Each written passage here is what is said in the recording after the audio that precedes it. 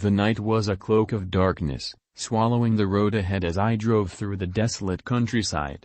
The hum of the engine and the rhythmic beating of my heart were the only companions in this journey through the abyss. The familiar outlines of trees seemed to morph into twisted figures as my headlights cut through the inky blackness.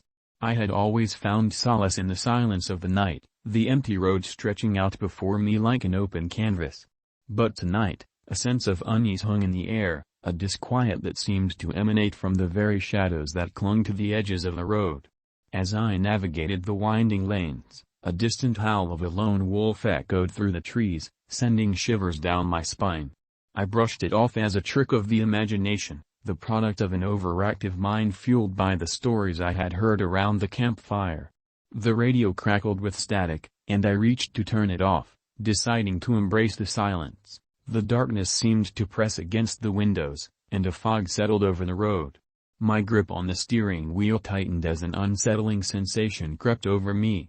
It was then that I noticed a figure standing at the edge of the road, barely visible in the periphery of my headlights. A hitchhiker. Against my better judgment, I slowed down and rolled down the window.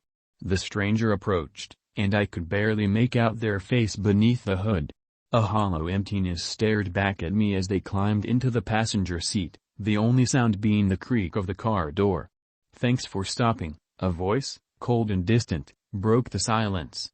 I nodded, unable to shake the feeling that I had just invited something ominous into my car. "Where are you headed?"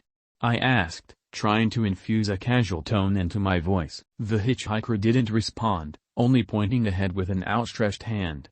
I sighed, figuring they were just one of those silent types, and focused on the road. The journey continued in silence, the only sound the hum of the engine and the occasional rustle of leaves in the wind. As we approached a dilapidated sign that read "Welcome to Hollow Creek," a chill ran down my spine.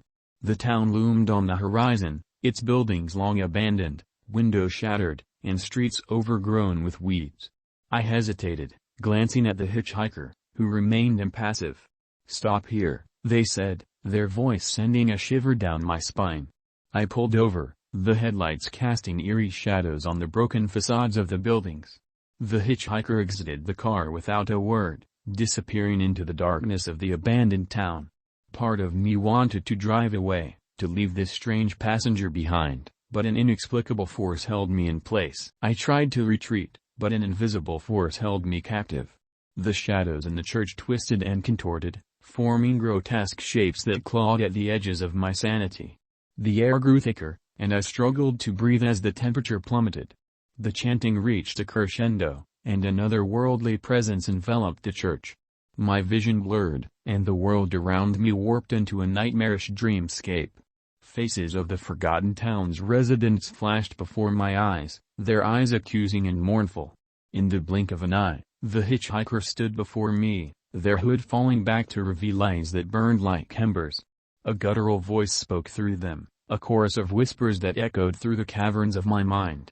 "You've unleashed something you cannot comprehend," they intoned, and the ground beneath me shook violently. With a deafening roar, the walls of the church crumbled, and the shadows consumed everything.